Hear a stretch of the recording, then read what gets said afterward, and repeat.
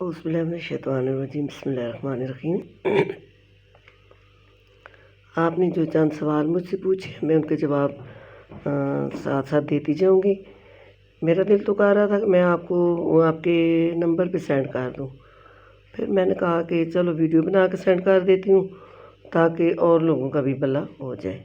تو آپ نے پوچھا کہ چرخ کج رفتار سے کیا مراد ہے؟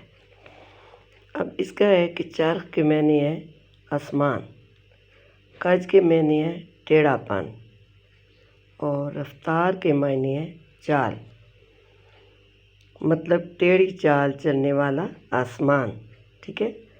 اس سے مراد بدقسمتی ہے، یعنی نصیب کا خراب ہونا، ٹھیک ہے۔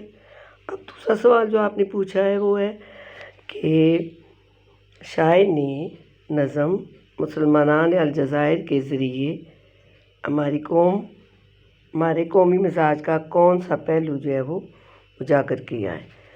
تو یہ جو نظم ہے مسلمانان الجزائر، اس کے شاعر جو ہے مرزا محمود سرحدی ہیں، اور یہ ایک طنزیہ نظم ہے۔ اس نظم میں انہوں نے پاکستان کے مسلمانوں پر طنز کیا ہے۔ شاعر کہتے ہیں کہ ہم باتیں بہت بڑی بڑی کرتے ہیں مگر عملی طور پر کچھ نہیں کرتے۔